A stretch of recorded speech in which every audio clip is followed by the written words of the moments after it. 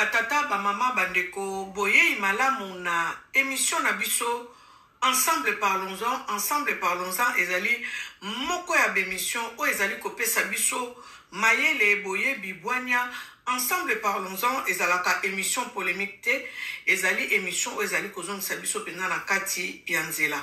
En tout cas na pesi mokeli ya likolo na se matondo Puete ayebi kopesa biso santé malamu apesi biso pema na bomoi apesi biso kimia puete to ya lisusu liboso ya bekran na bino to ya lisusu kosolola bandeko mikolo to yebi eloko eza kotungisa biso mingi eza kotungisa biso makasi ezali likambo o ekweli biso na kati ya nation na kati ya société na kati ya Filika Mobimba parce que likambo yango elobisi Afilika Mobimba pe mikili ebele puete toza komona clarté na makambango eutaki koleka. Ça fait 1 an o biso to perda mama Blanche Kandolo odia nde likambo biso toza kolobela na mikolo puete sengeli na biso to ya koyeba quand même vérité car il s'agit d'une mort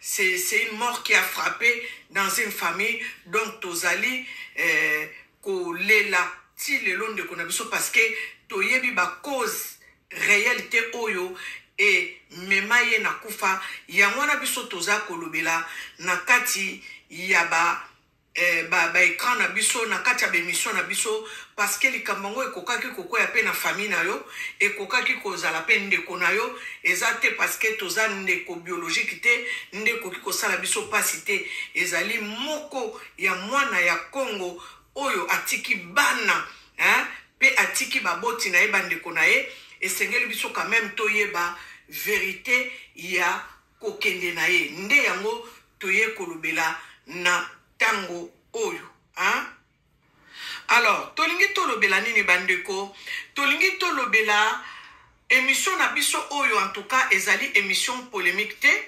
dernièrement na lobaki soki na ekoloba makambo ya mama Blanche Tunasi ezali po na toucher pastorat te tozoloba en tant que ba individu en tant que ba être humain.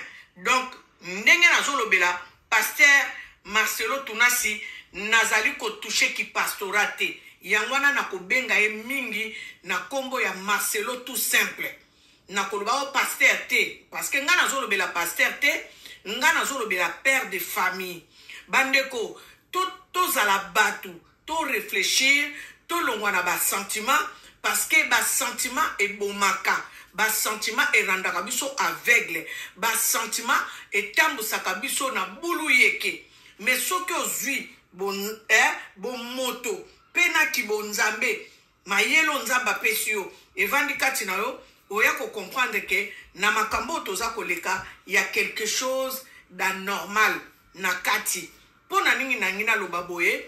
En tout cas bandeko bino bolanda nga na kopesa bino mbote na suka na pesa bino mbote na suka ekosala bien pona émission na biso. En tout cas boza na kati ya motema na nga na kopesa bino mbote vraiment na suka ya émission na nga na lingi avant to koba na kati ya émission na biso toyeba kolanda ba élément oyo nga na yeli bino na mokolo ya lelo zela bo zela nga na luka avant nga na loba parce que awa tozoya kolobela kaka ba fait tozoya kolobela eloko mosusu te bandeko tozolobela ba fait o esali ke elobisa mokili mobimba o esali ke bato bazonga sima ba réfléchir ba reprendre le dossier ya mort ya mama Blanche parce que y a trop de zones d'ombre o esali ke bato esengeli baloba parce que y a ça ne va pas il y a beaucoup de versions il y a beaucoup de contradictions moto ya yela kibiso ke mama Blanche akufi ezali pasteur ezali monsieur Marcelo donc ezali Marcelo Tunasi nde muto ayela kibiso sango ke mama Blanche akufi. Alors ndenge ayela kibiso sango ke mama Blanche akufi biso toyebaki ko réceptionner nouvelle wana na mawa na kolela ayebaki ko expliquer biso likolo ndenge mama Blanche ayebaki ko kufela mais apesaki penza ba détail te lelo nde ba détail eye kobima après mais kolanda pe ba détail yango esali ke y a trop de contradictions nga na koloba mingi te parce que nga nazalaki te place Mama Blanche akufelaki donc tolanda sikoyo ndeko ya Mama Blanche oyo ayebaki koloba mwa ndambu toyeba ko examiner ba propos ya ndeko na ye bongo biso toko sala analyse na biso to comprendre ata toza mayele mingi te mais na mwa ndambo nzamba pesi biso en tout cas tokoyeba ko comprendre qu'il y a quelque chose qui ne va pas tolanda ndeko ya Mama Blanche oyo aza koloba toyoka ye. Et je trouve qu'il y avait beaucoup des histoires qui n'étaient pas cohérentes, qu'on n'avait pas signifiées dans ce certificat-là. Alors, je reviens maintenant, je me dis, je vais voir ma nièce.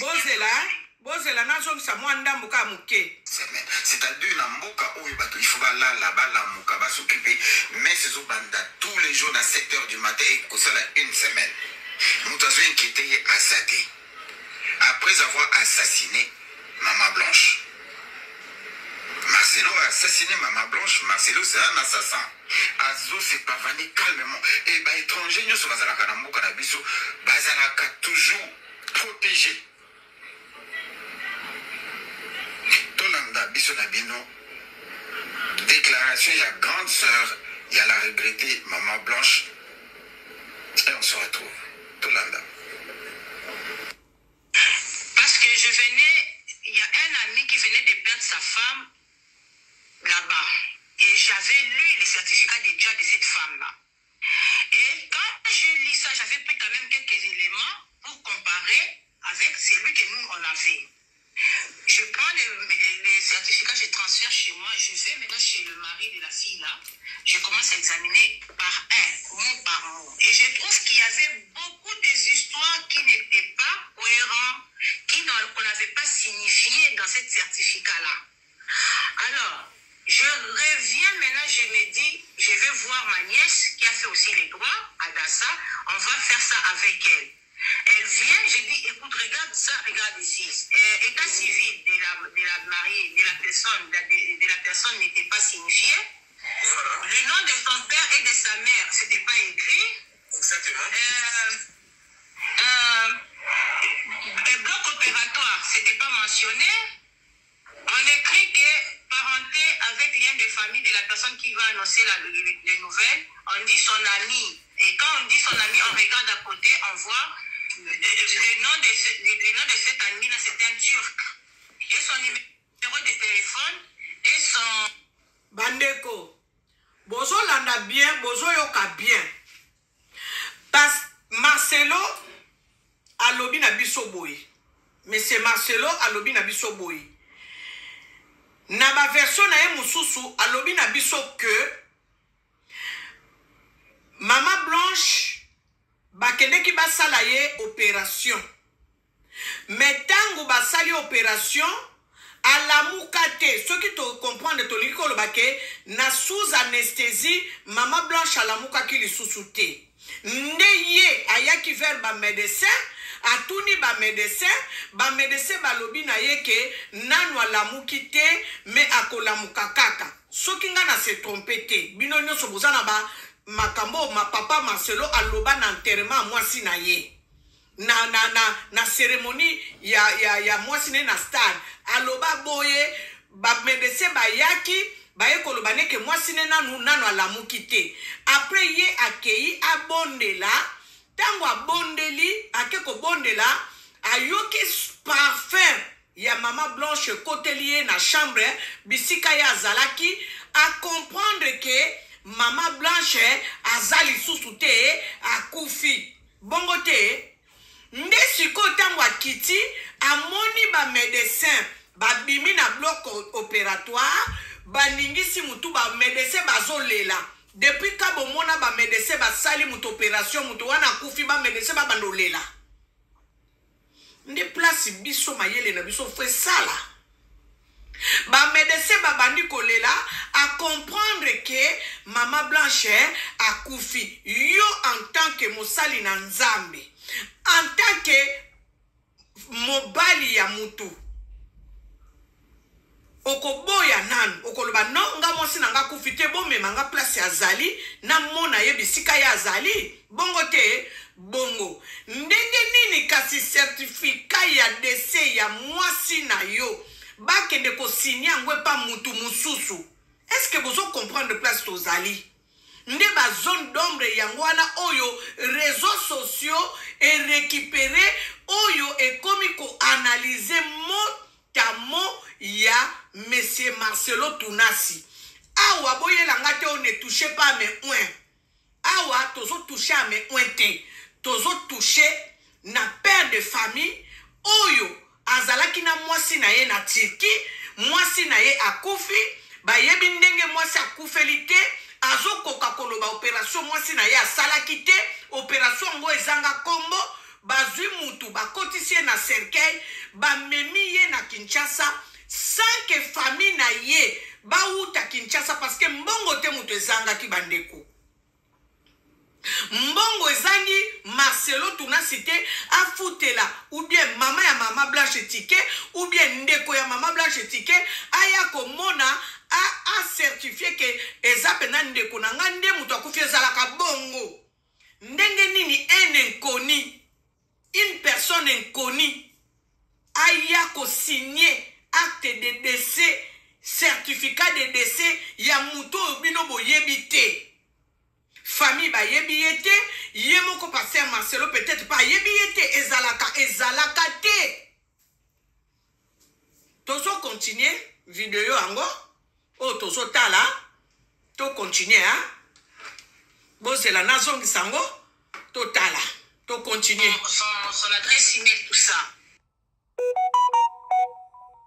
Avec ça m'étiquette toujours. Un bon jour, quand cette histoire ici, Christophe a publié maintenant les audios, qu'est-ce que je me suis dit? Je vais rentrer encore sur ce certificat. Comme j'ai une copine qui est installée à Istanbul, je vais d'abord entrer moi-même. J'étais en train de manger, j'ai pris ma tablette, je suis entrée maintenant dans cet hôpital-là. En entrant là-bas, je vois le premier page, on écrit le nom de tous les médecins. Bolanda bien, hein? Bolanda, c'est la sœur de Maman Blanche qui parle. Le nom de ces médecins-là n'était pas. Ça m'a encore tiqué. Je me dis, je vais même. Pardon? N'existait pas le nom de médecin. N'existait pas sur le premier page sur Internet de cet hôpital-là. Le nom de ces médecins n'était pas. Je prends maintenant le numéro de téléphone qu'on avait mis là. Je mets sur ma tablette, je trouve qu'elle était sur WhatsApp. Je dis Dieu merci. J'appelle ce numéro-là. La personne décroche après 4 coups. Il décroche. Je dis, are you speak English? Il m'a dit non, speak Turc. Je dis, I want to write for you English. I dit yes, write for me in English. Je coupe, le monsieur rappelle maintenant par appel vidéo. Je vois la personne, je vois que la personne est trop maigre, il a de longs cheveux, il est un vieux, parce qu'il est né de 2 février 65, si je ne me trompe pas. Oui, 65. Alors, pardon? Oui, c'est bien ça, parce que pendant que vous... Voilà. Alors, quand je vois maintenant le monsieur, ça m'étique, je dis, un médecin ne peut pas avoir telle santé. Même si tu ne peux pas avoir cette telle santé. J'appelle ma nièce, comme elle parle très bien anglais. Il y a des mots qui restent. Elle commence à insister pour parler en anglais. Elle dit non. Ma nièce qui me dit, Tanti Joujou, il y a une option où tu écris en français, ça peut te transmettre dans toutes les langues. Tu n'as pas clavier Google. J'ai dit non. Elle télécharge clavier Google. Elle commence maintenant à échanger avec les messieurs. Le monsieur était vraiment coopératif. Et il prend le certificat de job, il envoie au monsieur. Le monsieur dit, je reconnais ce certificat. Elle est bien de nous, comme funèbre. J'ai jeté mon téléphone. Pardon? Non, je suis étonné. Donc, les certificats de job n'étaient pas des certificats de job. Bon, Bandeko, Natiel sous pause. Biso awa to vandi na mikili ya poto, même kutu mikili ya poto te, même na kati Afrique, biso tango ya msusu, to soka ba problème na ba famille, ba certificat de décès, ba to ba sala ango, les médecins qui avaient pris soin de la personne. Yende ayaka ko constater mort, ou médecin directeur ya hôpital, yende a ko constater mort, ya moto azalaki hospitalisé, yende a ko signer certificat ya décès. Parce que quand on dit certificat, la personne azali certifié que aza morte, déclarée morte. Nde yango wana bandeko. Sikoyo, médecin, oyo bango balobaki, asalaki opération à Maman Blanche, azali introuvable. Oyo, moto ya monani, azali moto ya pompe funèbre. Oyo à reconnaître certificat oyo. Donc, ça veut dire que là où Maman Blanche a été opérée, les médecins ne reconnaissent même pas qu'il y a une personne de ce nom-là qui a été internée dans leur clinique. Moto ya pompe funèbre, nde moutazo reconnaître le certificat ya décès. Est-ce que pompe funèbre, basalaka ba certificat décès? Pompe funèbre asalaka certificat décès te. Moto asalaka certificat décès, ezalaka hôpital. Place moto akufelaki. Acte de décès nde sikoyo tozwakango n'état civil. Na mairie ou je ne sais pas dans l'état. Parce que certificat de décès est kotaka dans l'état. L'état a enregistré. Sikoyo soki bino mokolomso bolingi bozala na besoin ya exemplaire. Boko kende ko senga sikoyo acte de décès na l'état. Bongo te bongo. Tozo continuer. Tozo continuer. Tozo continuer Kolanda. Maman Joujoune de quoi Maman Blanche. Nous sommes une pompe funèbre. J'ai jeté mon téléphone et puis on est rentré maintenant avec lui. Il a commencé à expliquer. Bon, quand il a commencé à expliquer, j'ai dit, qu'est-ce qui s'est passé pour qu'on se retrouve avec les certificats déjà pompe funèbre? J'appelle maintenant une copine le matin qui est en Istanbul. J'ai dit, écoute ce qu'on vient de nous dire, ça, dit, laisse-moi le temps, je suis au travail, comme elle travaille aussi comme infirmière, laisse-moi le temps, je vais te répondre. Et là, elle s'est mise à la recherche, à faire des recherches. C'est elle qui m'a envoyé toutes les copies, même avoir l'identité des blanches, passeport, je vois la première page. C'est elle qui me l'a donné. Alors, on continue avec les Turcs là. Et ce qu'on nous avait dit par le monsieur Marcelo, il a dit, il était là. Mais comment un ami vient signer on met le nom de l'ami, la parenté. Pourquoi son état civil n'a pas été révélé qu'elle était mariée? Pourquoi? Alors, moi, je comprends là qu'il y a eu quelque chose qui s'était passé. Alors, l'hôpital a refusé de faire cet certificat déjà. On a appelé. Il nous avait parlé d'un monsieur qui avait fait cette opération, c'était un homme. Le médecin était un homme.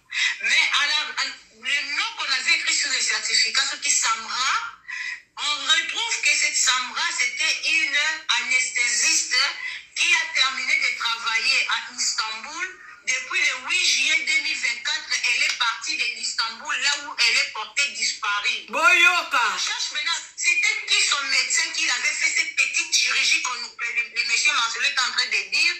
On ne voit pas le nom d'un médecin, mais je demande à la copine de un peu de voir. Il dit même les paraphés qu'on a fait sur tous les papiers, c'est comme si quelqu'un était vite qui est en train d'écrire ok. Et puis il voulait seulement s'en débarrasser. Et puis voilà. On continue les recherches, on voit maintenant, on nous sort la photo de cette Samra qui avait signé. On nous sort la photo, c'est une dame. Et sur le certificat déjà, c'est écrit décédé à l'hôpital, sur le lit d'hôpital, mort naturelle. Contradiction. Sur le lit d'hôpital, on ne peut jamais écrire mort naturelle dans l'hôpital. Nous sommes quand même intellectuels. Il faut pas que ça tombe malade, la coupe qui sur le lit d'hôpital. Et l'hôpital, on ne peut pas se dire que c'est l'hôpital qui a déclaré que la personne a Kokufa. Il faut que le médecin puisse déclarer que cette personne-là est morte. Parce que l'hôpital est allé immeuble. Mais le médecin qui a touché les corps humains à Yépé, même fois déclaré, les personnes qui sont mortes, c'est pas l'hôpital. Dans ce certificat, déjà, c'est écrit que l'hôpital d'Istanbul déclare que moi, je suis à Koufi. Voilà. C'est cher ami. Qui est la maman de la défunte, nous a demandé qu'on lui donne une parcelle. Je retourne, je prends directement du tic au tac. Je prends la parole, je dis à maman, on me donne la parole. Maman dit, nous sommes tes enfants ici. Quand est-ce que tu as demandé la parcelle à M. Marcelo. Maman qui me dit, je ne sais pas quel jour mes enfants. Et mon grand frère, José Kandolo, va regarder maman. Et moi, j'ai regardé maman. Tous les regards de nous, tous en famille, ont regardé maman. Maman a dit, je n'ai pas demandé cette parcelle. Je retourne chez papa de Marcelo. Je dis, papa, arrêtez de nous mettre en opposition avec nos familles, avec nos frères et sœurs. Parce qu'à nos 15 jours, notre maman a eu l'amour des biens. Nous, on ne connaît pas l'amour des biens. Marcelo a marié Blanche pas à la rue. Blanche avait l'adresse à la 7e rue Place Commerciale dans des appartements de INSS. On habitait chez nous. On est arrivé à l'Humanitaire 89. Elle n'a pas vu Blanche à la rue en train de demander l'argent. Non. Marcelo, elle est venue juste chez nous. J'ai des photos. Je vais balancer ces photos-là. Il venait à la maison. Quand on dit que la parcelle là de Binois, maman n'a pas quitté Afrique du Sud pour tomber comme ça dans cette parcelle-là. Sa fille était mariée chez M. Marcelo et sa fille a trouvé bon de venir mettre maman dans cette parcelle et de construire une maison parce qu'elle avait accouché Blanche. Elle a fait 9 mois dans son ventre. Blanche est née et maman l'a élevée, maman l'a fait étudier. Aujourd'hui, cette Lise-là, elle a couché avec des frères. Cette Lise-là, moi je suis activée, ça va dépendre de mon étranger. Je vais me voir avec cette Lise. Il n'y a pas une prostituée des enfants de ma mère. Ni côté de notre papa, il n'y a pas une prostituée. Si elle est prostituée, elle arrête cette histoire. Qu'elle arrête maintenant. Si elle veut voir le ciel tomber sur elle, on est prêt maintenant à s'engager dans toutes les voies. On est prêt à s'engager dans toutes les voies où on va maintenant mettre toutes les gens dehors à cause de ma petite soeur.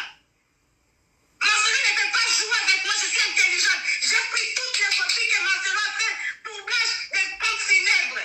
Je l'ai, on va aller loin dans cette histoire. Moi, aujourd'hui, là, je prends close, je prends break. Je ne parle plus sur les réseaux sociaux, tu vas continuer avec ma famille. Je la faune à Abimisa, à toi, la carte de l'héritage, la bango. Je parle de Blanche, c'était 120 000 $ que Blanche avait amené la Liban, l'héritage. C'est ce qu'il veut nous rendre. Plus de 15 sur 30. Donc Marcelo vous a proposé, parce qu'il y a des gens qui n'ont pas compris, donc Marcelo vous a proposé 120 000 $ pour que vous puissiez s'écarter de l'héritage de Blanche. Voilà. C'est que vous revenez des droits. Voilà. Alors, nous, c'est pas ça qui dit la loi.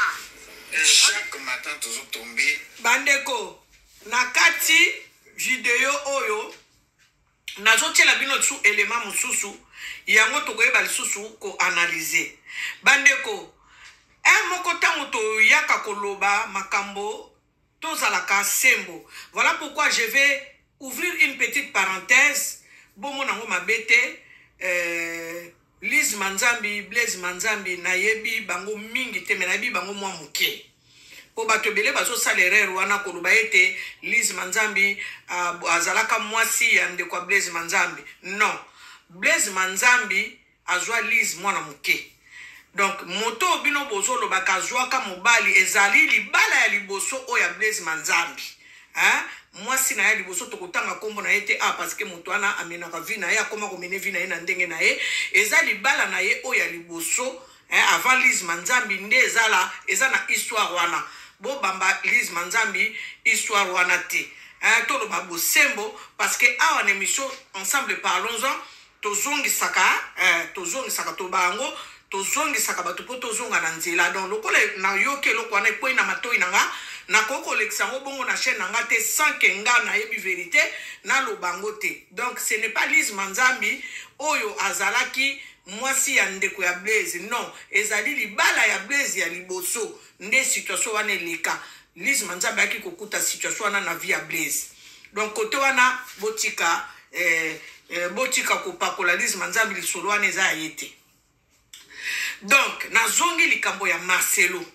Marcelo doit les bonnes explications à la famille de sa femme. Oya bengami Maman Blanche. ngai awa na ye kwa kize ete na ye ko condamné ete naza kolobela tango noso na lobi nazo lobela ba fait parce que qui suis-je moi pour juger, qui suis-je moi pour condamner? Je ne suis pas là pour condamner, je ne suis pas là pour juger, mais nous sommes en train de parler de faits. Exactement parce que tous abana na nzambe toyokate toka non. Il y a eu mort d'homme. Maman Blanche Azalaki en bonne santé. Akende qui se faire opérer. Tout l'anda ba propos ya mobile na ye. Akende qui se faire opérer na Turquie d'une opération banale. Opération wana ememi mwasi na kufa. Mais si qu'on dit une opération ememi mwasi no na kufa, une opération banale. Ba médecin o ba opéra ki mwasi na yo ba yebi te ke yo oza mobile ya mwasi wana. Ba opéra ba médecin oyo ba opérer mwasi na yo ba faire signer une inconnue, donc une personne inconnue, certificat ya décès ou acte de décès, nani certificat de décès ou bien attestation de décès na moto yo azali turc, mwasi akufi azali congolaise. Quel est le lien de famille entre la personne turque et la personne congolaise?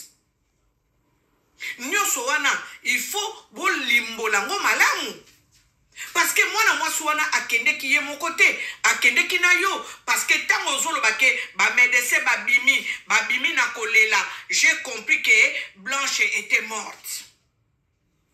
Ndenge nini ba médecin avant opérer mutu ba sinesaka mutu papier en cas de problème to benga nani bongo te ezala bongo. Est-ce que maman Blanche, en cas de problème, après ça qui combo ya tir ki wana, pourtant yeba ki ke yo zanaye?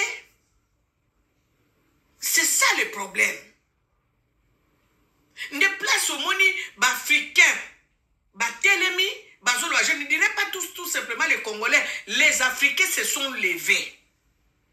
Partout où Marcelo est passé prêcher, tout ce monde-là se lève pour voir comment est-ce que cette histoire a commencé, comment est-ce que ça se déroule et comment est-ce que ça va finir. Parce que Monique, il y a trop de mensonges dans cette histoire. Bandeko, nazo pesa toli, na biso yo tovandi na kati ya mabala.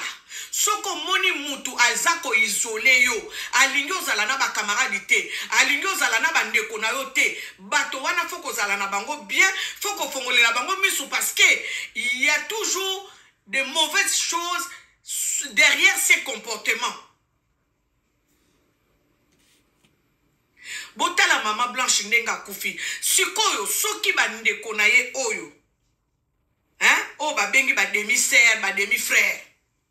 Soki bandeko na ye bana mama na ye parce que ngana lobaka bonde kwa solo ezalaka bano babotami na libuma mama parce que au moins mama nda ye baka papa ya mwana bana mususu babotama na kati ya bandaka batata bazape bana batata wana te mais au moins mwana mama na yo oyebi ke ndeko no penza solo parce que mama na mutu aboti ye mwana mama na yo c'est vrai ndeko na yo eza mwana mama na yo eya mwana papa na yo te bosoki papa na yo bakoselaki ezemi ya mwana azai pa na bino okoyeba ngo mpe ndenge nini soki bosali test ADN te. Donc bavri ya ndeko ya mama Blanche heureusement batelemi balingi bayeba vérité bandeko bokanisa te ke ezali peut-être libala mutu eo po Marcelo Bali depuis une année bazalaki wapi bandeko baza famille baza na bana na kati bokanisi penza ke ndenge mama Blanche akufaki mbala moko bakoteli makaka boy Marcelo obomi mama Blanche non bokotela biso nyoto to sambarkaki asalaki bibiel na ye yango bibiel ebomiye mais tango to moni ba zone d'ombre ezako s'accumuler nde place ba ye komona ke non ezalaki kaka une simple opération te. Comment ça se fait que certificat de décès ti lelo to mona angote certificat ngo de décès tango monani ba moni ke usage de faux vérité nous faisons na quantité depuis quand pompe funèbre ça la certificat de décès ne place makambo eza kobimela. Ça veut dire que ezali famille bayeba ki situation mais baye ko se sentir berné baye ko se sentir que baza bazoba tango papa Marcelo ake ko bala mwasi mususu nde ba moni penza ke aïe donc moto to tiela ke na se donc alingi penza matela biso amataki na zolo alingi sikwa matalikolo mutu bande ko to mona ba mort mingi totala ka ba filme to mona ka ba mort mingi ndenge le kaka soki mort moko ezali suspect to mona ka ba mutu aliboso ba suspectaka soki mwasi akufi na ndenge moko ya bulu yeke suspect liboso ezaka mobali soki mobali akufi na ndenge moko ke bamoni mobulu suspect liboso ezaka mwasi mwana soki akufi même ba accident domestique soki mutu asali accident domestique ememi kufa bato aliboso ba suspectaka bato ya ndaku wana bazalaki wana qu'est-ce qui s'est passé ndenge nini mwana kufi ndenge nini mwana koyaki est-ce que batindikaki ete yango moni bakufa ndenge wana bakora ndenge wana barandaka ngo tout de suite te mbila koya akozwa kor wana akenango epa ba médecin babenga bango ba médecin oyo ba criminel o ba soa ba traiter kama ba criminel ba ko mema kor wana ba médecin soki légiste ba mema ka kor ba ke ko sala kor wana autopsie ba ke ko tala ndenge nini mutu wana kwela ki ndenge nini est-ce que ko kwea wana batindika ki ete nde bongo awa ezalaka. Donc, passé à Marcelo akoka ki kondima tout de suite était papa Marcelo pour na loba ki awa nazo toucher pastorate boko limbi sanga po ko koma monsali na nzambe oyemi nenga sala kate oyemi baliansi na nzambe te bande ko nga awa na olobela monsali na nzambe te nazo lobela le mari de quelqu'un. Pour abonner tozaboy, ce qui moi si na wa kufi d'une opération banale. En tout cas, biso awa okoluka koyeba ndenge ni opération muke boye ke ndiko bomelanga mwasi. Okolinga oyeba est-ce que zalaki erreur médicale te? Ndenge nini bakoki kondimisa yo d'une opération banale, on dit ma ba pesa yo kora mwasi na yo sans ko sala matata, monsieur Marcelo. Ndenge nga na yebeli yo ndeko zalaka kiki na podium soko zoteya mwasi na oba opéré d'une opération banale et tu acceptes facilement tu pleures parce que ba médecin ba bibi na salle d'opération bazolela yo po lelo lobi Blanche est parti tu acceptes facilement parce que l'odeur de parfum de maman Blanche et lequel liboso azolo on lobi Blanche est parti. Comment tu peux accepter la mort de ta femme si facilement? Avec une opération banale. Okoloba non. Opération Mukeboy en tant que serviteur de Dieu, parce que place wana na zongi. Okoloba non. Moi c'est nanga ko kufata. Opération Mukeboy. Et que do bomela munga moi si en tout cas bon ça l'autopsie, boyeba qu'est-ce qui s'est passé? Ba lexa ki dose ya nini? Ba benga ngonini? Anesthésie ou bien vous payez ces médicaments, vous supportez il y a un salier arrêt cardiaque. Qu'est-ce qui s'est passé? Sans même au lobby, la biso babilo ko nyo sondinga na zolo baboy. Mais au lobby kaka, les médecins quand ils sont sortis, j'ai vu les médecins pleurer. J'ai vite compris que Blanche est partie. Eh, papa, non. Ne place makambo vandi. Place ya kokendo ko salisa certificat de décès na ya lokuta. Place ya kozwa mutu mususu ya ko signer acte de décès alobake parce que batunaka oyebiye bakotuna bakoloba na yebiye bozandenge nini bokoloba azande konanga olingo signer na ko signer o signer ondimiki akufi ndenge nini un étranger akende ko signer acte de décès certificat de décès à moi si na yo zawana omoni ba yebi so pendenga kufi place des problèmes ezali kolobate ke batu balingi yote batu bazo bundisa église banda mama Blanche akufa et même ki mbonge wana ya BBL ti oye Nakati ya église olobi que ta femme n'avait pas besoin de faire le BBL. Pourquoi? Parce qu'elle avait déjà le BBL de Baluba. Bongo te bongo. Ça veut dire que maman, papa Marcelo, ozolo baba makambo oyo, ezoko condamné yo moko madame maloba na yo zo condamné yo. Mais aoyo kolobake, elle a fait une opération. De quelle opération s'agit-elle? Ozolo ba pété. Sikoyo nalingi na loba boye na nyoso nga na ucho loba wa bino moko bozo mona na kati ya ba réseaux sociaux ndenge nini makambo ezo pela makambo ezo toka batu bavandeli yango na ba panel nalingi na loba boye na batoyo oyo bakozala corrompi poni ni kaka bakanga bino monoko bolobe la situation ote nga na kokamwa. Pourquoi? Alexandra babomaki na Canada. Moi j'ai signé la pétition pour être bakanga bato baboma Alexandra parce que la situation d'Alexandra nous avait fait tellement mal. Aujourd'hui c'est maman blanche. Pourquoi tu réclames makamba Alexandra? Nani alobake bo toucher l'ouanete. Pourquoi? Parce que Marcelo tient la Bible. Ndeto lobake tolingi toye ba vérité te. Non, faut toye ba vérité parce que maman blanche est morte. Ndenge maman blanche a koufeli tozo ye bate tozo comprendre que il y a trop de contradictions. Alors si c'est pas liboso ezalaka moto azalaki pembeni ya moto ya koufi nde ba suspectaka. Ezate tolo bake batu balingi yote, ezate tolo bake batu basa contre l'église. Non, jamais les gens ont été contre l'église Compassion, jamais. Moi-même qui te parle ici, je suivais tes enseignements. Nabandaki kolobangabi Marcelo peut-être à l'andaka peu d'enseignement, il y a ministère de combat spirituel parce que mon deux la zote est là haut. Mais nabandaki natika ki kolandao tangu na mona okoma na enseignement ya ba polémique ko finga ba kimbangiste ko finga ba catholique ko finga ba donc ko finga ba ba papa we ba kesse. Non, na lobi non. Pasteur a dévié. Ponga na linga nanga ngande na sabo en tout cas na linga pena buzoba te. Nde loko na ngina kota siko. Na lingina tu na basali na nzambe. Na lingina tu no bato ba be bazwaka micro. O bazalaka na privilège a koloba liboso abatu.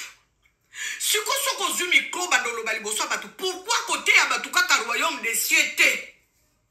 Pourquoi kaka côté ya batu te to bongo la bizaleli to zala na bonzambe to tambola ndenge nzamba lingi to tambola?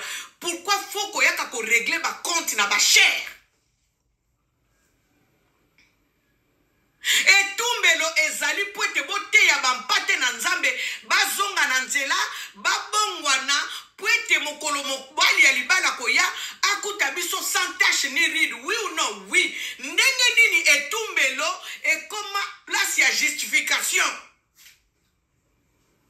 basali na nzambe wana na kotala kaka Marcelo te nazotala partout. Bana na nzambe tango bayaka na kati église emsu mutu aye na ba souci na ye, aye na maladie, aye na ba problème, aye na makambo ezotungisa ye, alingi azwa au moins kimia abima na kati église na kimia. Même moto akoye na kati église na mikumba na ye alokote so mikumba mususu azongi na mona ndako na ye.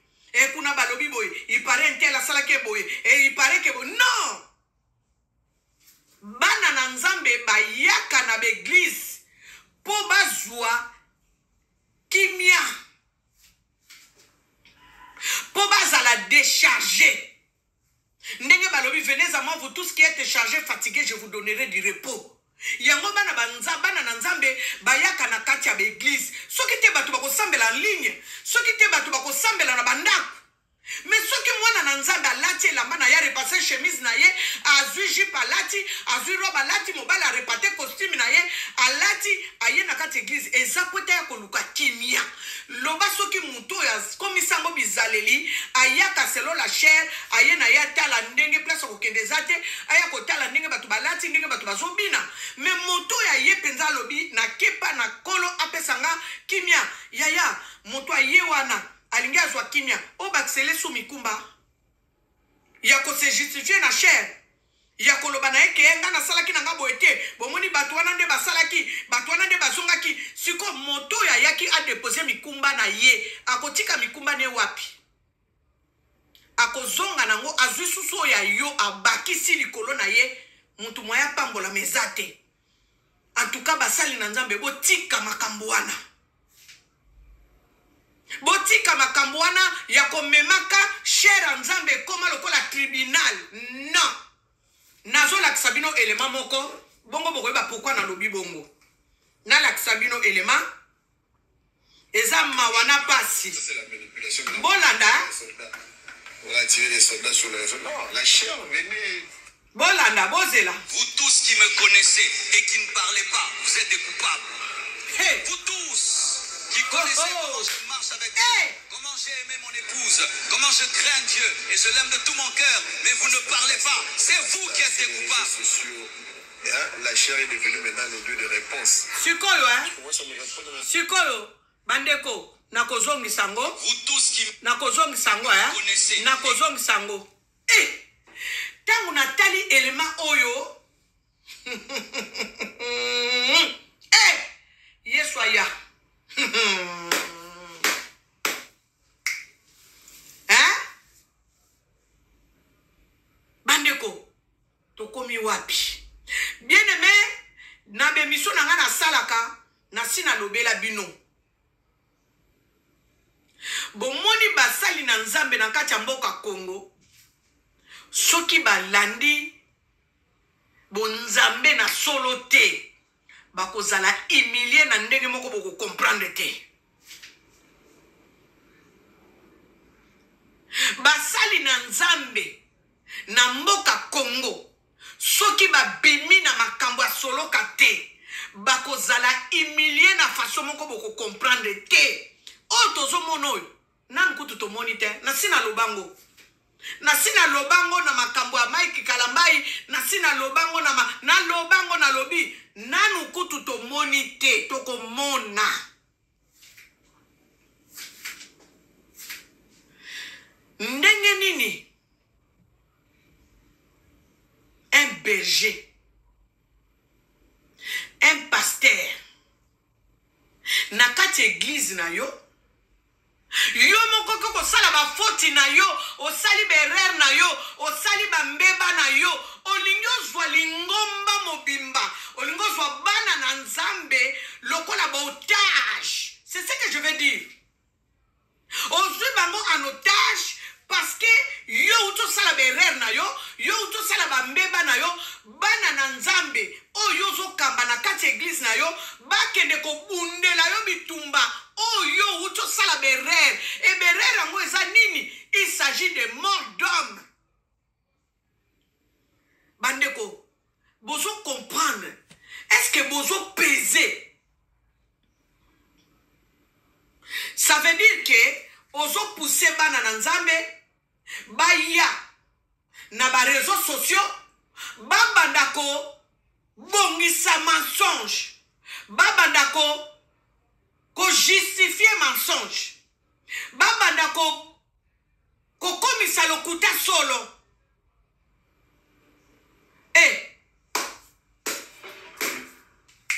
ya solo baloba ils sont au milieu de nous mais ils ne sont pas des nôtres lelo to komo monango ndenge nini conflit na yo oyo zanango na belle famille oyo koki ko réparango facilement oyo koki ko luka kimia parce que Bible lobi cherchez premièrement la paix avec tous sans laquelle personne ne verra Dieu. Ndenge nini yo okomi ko inciter bana na yo ya lingomba bakende ko kotela yo et puis au lobby soki basali yango te ozo ko rendre bango coupable ade quoi baza coupable ya nini po bango be kutu pe bazo comprendre te mort pe ya mama na bango ba yebi te siko ndenge nini yo lingo rendre bana na yo coupable na bino bato yango pe ya église bozo comprendre te que oh Seigneur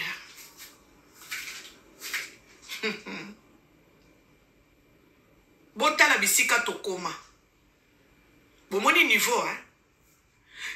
Dernièrement, l'émission n'a pas lobaki. Tokoma lokola, bapio ya dame. Tokoma lokola, bapio ya scrabble. Omoni, ba outin du koboy. Salaboy. Tu, bazo tune yo. Nana beta dame, na beta pe dame. Tant na zaï mona mokena, ba do beta dame, moko na bandego nanga. O, bazo tune. Ba tune ti, ba liyo yo, kaka, ba liyo 5 points. Na babuzo baboye. Fomi tout na biso bando sala.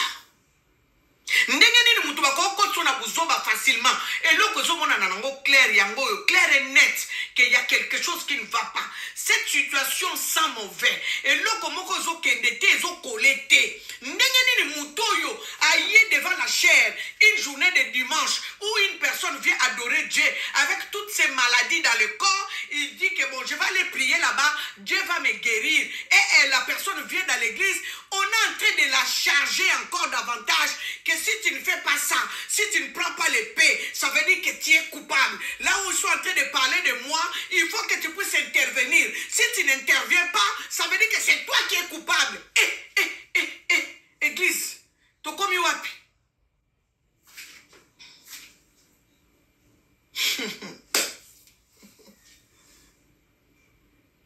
Yaya, Marcelo, bato ozo kambana, baza bampate na nzambe, ba bampate na ote. Bato yozo kambawana, je ne vais pas dire l'église, parce que na yebi sou basma église te. Je vais dire, bato yozo kambawana, baza bikela mu ya nzambe, baza bampate, ça veut dire que baza ko appartenir na nzambe. Baza ko appartenir na yote. Babi bwele na yote. Balandi nde nzambe. Oyo bango bayeba ki komone pa na yo. Na kati ya boyebi na bango. Parce que Bible lobi, vous connaîtrez la vérité et la vérité vous affranchira.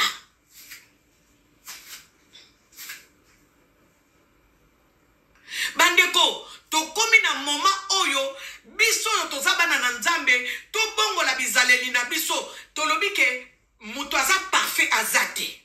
Même moi qui vous parle ici, j'ai mes défauts. Mais j'ai fait un effort d'être en communion avec mon Créateur. Même si les hommes peuvent me dire qu'ils ne m'aiment pas, moi je m'en fous des hommes.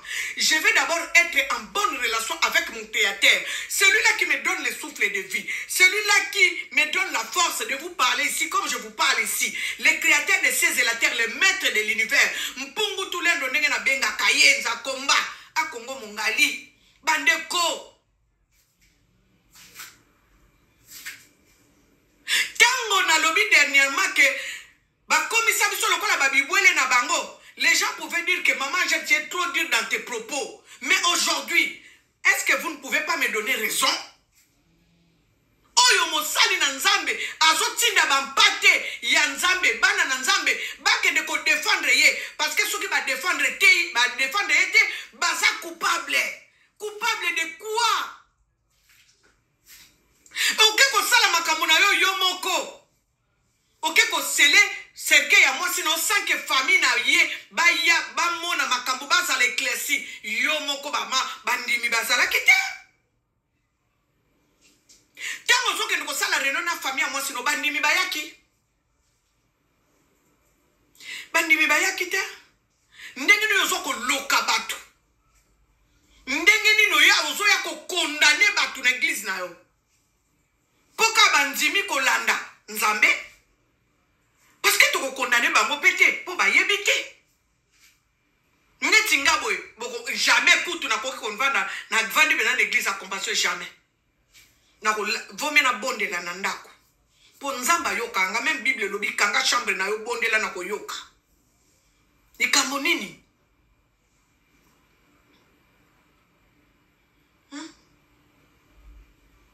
biso tozo ya ko défendre bako ya ko défendre ndenge nini il y a trop de zones d'ombre bato bazo ko défendre basaka misu makasi ngana zo mata ba panel na zo ka na ba passer mususu ba défendre kio tellement ba élément leki mingi balobi non il y a quelque chose qui ne va pas. Il faut vérité moko et bima. Il y a pas pas la vérité dans tout ça. Il y a trop de cachotterie. Bandeko, nangina bete la bino lisolo ya garçon moko boy aboma mwasi na ye. Nazo clôturer na wana. Botala garçon wana ezalaka kota ba melin, kote soki pe ya ba fauteuil do yebi soute mais garçon wana ba bengi laval garçon wana azalaki na mwasi na ye babandaki ko vanda bien bandeko. Mwana mobali wana azalaki akotaki penda na famille ya mwasi ndenge ka tozoyo kamakamba mama Blanchard mobali wana kota na famille ya mwasi ba français mobali wana bazalaka bien na famille ya mwasi abengaka papa ya mwasi papa mama ya mwasi mama o esale makamingi te pa ba mindele po bango babenga na kombo Justine Marie Antoinette Germaine mama Bokilo me azo benge Germaine Antoinette. Mais mwana mobali wana bandaki ko benga mama ya mwasi na ye mama, abandaki ko benga papa ya mwasi na ye papa. Famille pe ya mwasi bandima ke lokola fils na bango, mobali ya mwana na bango. Bandeko, mwana mobali wana, ndenge mwana mwasi akedeke ko sala jogging na tongo, bakuta ye, soki baboma ye, soki na zamba. En fait, ye aboma ke na ndaku. Mais a maquillé crime ya mwana ya mwasi na ye, c'est comme si mwasi akedeki ko sala jogging na zamba, bongo sikoyo baboma ke batumbaki ye na zamba. Boyo kanga bien. Mwana mobali wana azala soutenir pa babokilo na ye. Ça veut dire que ba para ya mwasi akufaki. Bazo yokele mawa, babomi mwasi na ye. Mwana mobali wana alela biso so total ngo na ba télé française. Mwana mobali wana alela biso so toyokela ye mawa. Mwana mobali azolela neti mwana mwasi bandeko. Tango azopesa discours. Hey. Après quelques temps, lokola mundela tika katebaka bandeko, Marcelo soki tozalaki na mboka ya droit. Bomonika ndenga kitaki na aéroport Anjil, alinga mona même panda kuna ye. Balinga ki bakamata ye kaka na aéroport Anjil wana, ba memie na garde à vue, faya ko pesa explication. Mais lokola justice ezo sala malamu te. Lokola ba loi ezo fonctionner bien te. Yango bomoni Marcelo ti sikoyo azo continuer na ba bêtise. Na le répéter, nga nazolo bela Marcelo te en tant que pasteur. Nazolo bela Marcelo en tant que le mari d'une femme qui est morte. Bandeko, mwana mobali wana na zonge pas français. Allez, la biso nyoso to lela na ya ensemble bandeko, c'était un day national. Ba la kisa mona ba télévision. Après quelques temps, voisin alobite nga mukolo wana na mwana mwasi wana ko bimate akende ko sala jogging lokola pe ba voisin badonge bajongi la kakaka ba via batu ba voisin musu bazaya o ba epia ka ba via ba voisin na bango alobi mena butu ya nui wana o mwana mwasi wana bunga na tongo na butu makelele moko zalaka na ndaku na bango on dirait ko swana moko zaki na ndaku na bango bolandela nanu makila mutu soko bomi yaya surtout soki mutu wana zalaki na o bien mutu wana zaki na arrière pensée na yote yaya makila wana ndenge ganga kakoleka ya belle bandeko mwana mobali wana a continuer kako kende pa babokilo bazwa ya en charge balobi ba soutenir yendenga perdre mwana na bando ba misangani po souci ezaki ya bango nyoso te ya famille mobimba te yaya mwana mobali wana bayaki ko découvrir que ye mutu aboma mwana na bango entre temps bayambaka ye na ndaku baliaka esika moko balelaka ensemble nzoka nde bokilo yende abomaka mwana na bango après combien de temps aval wana eza na kati ya ba YouTube eza na kati ya ba nini soki bokobeti bokokende ko comprendre bokende ko luka bokende ko yeba mwana mobali wana boma mwasi na ye abomi asukisi wana te atumba ye na forêt après combien de temps obino butu boza kotuna batu bongo après après une année nde bozo ya koloba yaya famille wana pe bandima kika mwana mobali bokilo na bango ndenga yaki kopesa bango histoire hein bakokaki ko soupçonner te bakokaki ko comprendre te bakokaki ko ndima te bakokaki ko soupçonner mwana mobali wana te parce que pour eux c'était un fils. Metengo ba puzzle, ba pièce à puzzle et comme ko ba kisama et yé ko créer que muta bomaka mwana na bango ezalaki bokilo. Les fils adoptifs, les fils qu'ils ont adoptés, l'homme qu'ils ont pris comme leur enfant. C'est lui-là qui a tué leur fille. Après combien de temps? Si vous avez condamné famille à maman Blanche pour Nanine. Boya kolobake ndenge nini après une année bokende kolobake Marcelo Mutabomi moi sinaye mais c'est des faits. Ce sont des faits qui sont en train de témoigner contre Marcelo. Même un enfant de l'école primaire, quand si on lui donne l'équation pour résoudre l'équation, l'enfant de l'école primaire va retomber sur Marcelo. Alors arrêtez de venir avec ce genre de choses depuis une année bozalaki wap. Depuis une année bakoka kosa le côté parce que pour la bango Marcelo a koki ko boma Blanche était. Parce que un, c'est sa femme, deux, c'est la mère de ses enfants, trois, c'est donc ça veut dire que c'est la femme de la maison. Sans maman Blanche, Marcelo ne peut pas vivre. C'est ce qu'il disait. Mais aujourd'hui, il est en train de vous dire que vous voyez un an, mais moi, un an, c'est comme c'était 3 ans. Voilà pourquoi je suis partie me marier. Et aujourd'hui, il vient encore prendre en otage le peuple de Dieu, les enfants de Dieu, qui ont accepté de suivre cet homme pour leur dire que si vous ne faites rien, ça veut dire que vous êtes coupable. De quoi? De quoi? Les erreurs commises, ce n'est pas le peuple de Dieu qui est parti commettre les erreurs.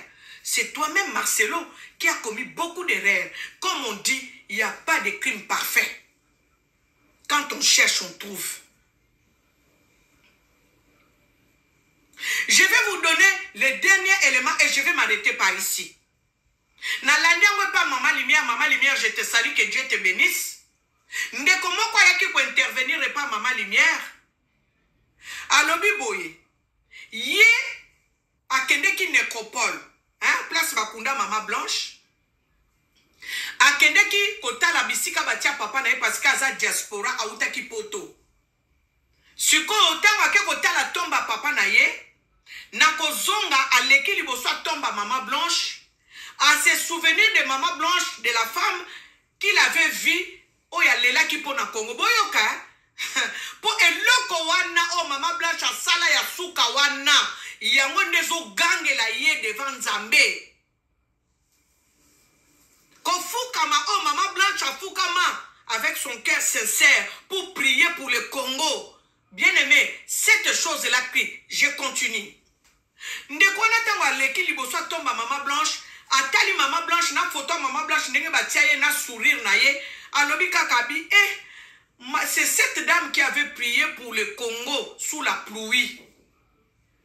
À ses souvenirs, moi, Siango. Tata wana leki na ye. Vous savez, quand la personne meurt, le corps meurt, le corps part, mais l'esprit vit. Donc, l'esprit de Maman Blanche et l'esprit de ces garçons ici ont communiqué. Je vais vous dire pourquoi. Que l'esprit de Maman Blanche et l'esprit du garçon ont communiqué. Parce que Maman Blanche n'était pas là. Mais son esprit a écouté la parole, l'esprit de ces garçons ici. Garçon oyo akenaye nandaku naye. Naye bitu s'occupe le même jour bien mikolo leki. Aloti sikoyo, même scénario. Akeko tala, azo lotango sikoyo. Akeko tala tomba papa naye. Nakozonga boye. Azongi devant kaka tomba Maman Blanche. Sikoyo amoni Maman Blanche sikoyo en personne. Azoya verrier. Alobi na ye. Abi omoni sourire wana omoni wana. Je ne suis pas comme ça. Je suis en train. C'est comme si je ne suis pas en paix. Ne regardez pas ce sourire-là. Là où je ne suis pas en paix. Il faut que les gens qui m'ont fait ceci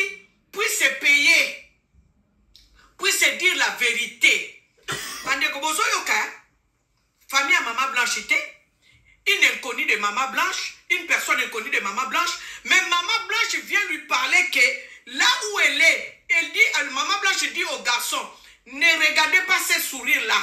Là où je suis, je ne suis pas en paix. Il faut que les gens puissent dire, les gens qui m'ont fait ceci, puissent dire la vérité. Hey, hey. Ne blaguez pas. Il y a d'autres personnes, on ne touche pas. Tu peux dire que je vais toucher, je vais dormir en paix. Mais l'Éternel Dieu viendra te réveiller pour dire que va parler. Tu as fait des choses qui ne me glorifient pas. Tu dois parler. Bandeko, je vais m'arrêter par-ci. Vous savez bien que moi, dans mes émissions, j'aime pas trop dépasser les temps. Mais excusez-moi parce que le sujet de Maman Blanche là, c'est trop. Je n'ai pas touché les pastorats. Je parle de la personne de Marcelo. En tant qu'être humain, en tant que le mari d'une personne qui est morte. Avec une mort suspecte. Voyez? Donc, nalingi naloba boye.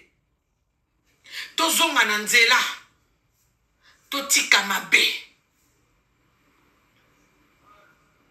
Tozonga na nzela, totika mabe. Tolonga na fanatisme bandeko. Makambo parce que kweli na famille na ote. Parce que soke zakine de kono kolobakara que la justice soit faite. Ne dites pas depuis une année bazala ki depuis une année ba peut-être ba soupçonna qui ou bien ba soupçonna qui me bazaki na ba preuve tangible. Aujourd'hui ils ont des preuves tangibles. Poka solution mboka na biso makambo nde eza kotambola ndenge. Soki te Marcelo Kokiko kende kutu même pas d'église nae.